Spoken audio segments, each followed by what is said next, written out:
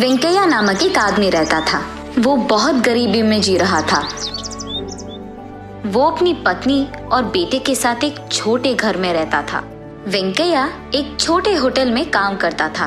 वेंकैया का मालिक रंगैया, जो हर रोज की कुली उसे देता था, वो वेंकैया को बिल्कुल काफी नहीं था। इसी कारण वो तीनों अच्छा खाना खाकर बहुत दिन हो गए थे। वेंकैया की पत्नी कमला भी जब भी उसको वक्त मिलता था, उस गांव के कुछ घरों में साफ सफाई करना, बर्तन साफ करना जैसे काम करती थी। लेकिन वो पैसे भी उनके लिए काफी नहीं थे।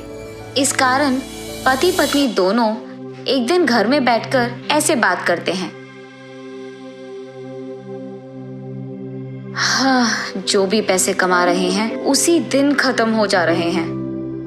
ऐसे ही चलता रहा तो हम हमारे बच्चे को कैसे पढ़ाएंगे? मुझे कुछ समझ में नहीं आ रहा है जी।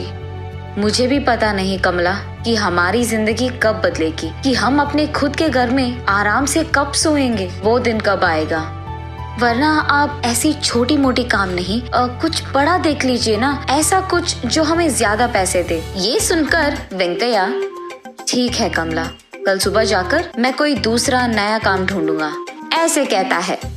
अगली सुबह वेंकैया उसके मालिक रंगैया के पास जाकर ऐसे कहता है, साहब, जो पैसे आप मुझे दे रहे हैं वो काफी नहीं है साहब, इसीलिए सोच रहा था कि नया काम ढूंढ लूंगा। अरे ये कैसी बात हुई वेंकैया?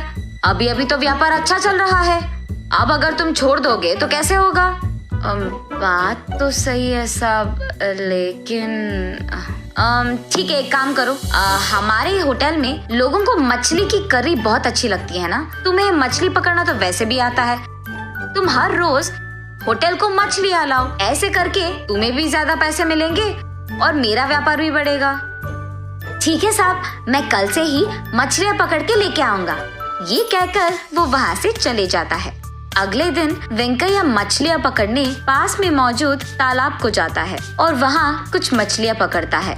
ऐसे वो उस दिन के पकड़े हुए मछलियाँ लेकर होटल जाकर उसके मालिक रंगैया को देता है। ताज़ी मछलियाँ लाने के लिए होटल का मालिक रंगैया वेंकैया को उसके रोज की कूली से कई गुना ज्यादा पैसे देता है। ये देख वेंकैया बहुत खुश होता है। ऐसे ही अगले दिन भी ज्यादा मछलियाँ पकड़कर वेंकैया रंगैया को देता है।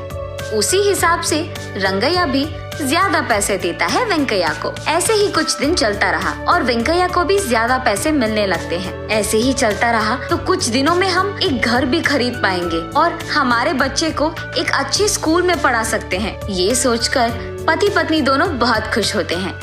ऐसे ही कुछ दिन बीत जाते हैं। एक दिन मछलियाँ पकड़कर होटल जाता है वेंकैया। वेंकैया, व्यापार ठीक नहीं चल रहा है, कल से मैं तुम्हारे पास मछलियाँ नहीं खरीद पाऊंगा और आज भी इतने सारे मछलियाँ मैं नहीं खरीद पाऊंगा, इसलिए थोड़े ही खरीदूंगा और उनके पैसे दे दूंगा। ये कहकर कुछ ही मछलियाँ लेकर उनके ही पैसे देता है रंगैया। उसके बाद बाकी मछलियों को हाथ में लेकर वेंकैया ऐसे सोचता है, अरे रे, अभी अभी तो मैंने सोचा कि पैसे हाथ में आ रहे हैं और ऐसे हो गया।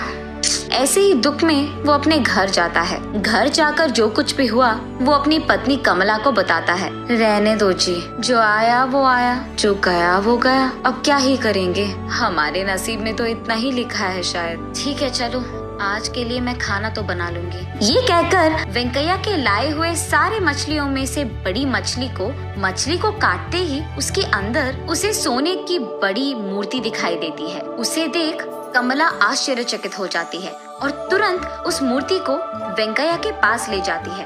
उस मूर्ति को देख वेंकैया, अरे बाप रे, ये तो शुद्ध और स्वच्छ सोने से बना है, इसे बेचेंगे तो हमें बहुत पैसे मिलेंगे, ऐसे कहता है। हाँ जी, बात तो सही है, मुझे लगता है कि हमें नसीब इस रूप में आया है। वो कहते हैं ना कि भगवान जब एक दरवाजा बंद कर देता है तो दूसरी तरफ एक और खोल देता है, ऐसे कहती है। अरे हाँ हाँ, बिल्कुल ठीक कह रही हो कमला। अगले दिन उस सोने की मूर्ति को लेकर सोने की दुकान जाता है वेंकैया। वहाँ का मालिक उस मूर्ति को जांचकर ऐसे कहता है, अरे ये तो बहुत पुराना मूर्ति है और इसका मूल्य बहुत ज्यादा है, अब तुम्हें देने के लिए मेरे पास उतने पैसे तो नहीं है। अरे रे, अब क्या करेंगे साहब?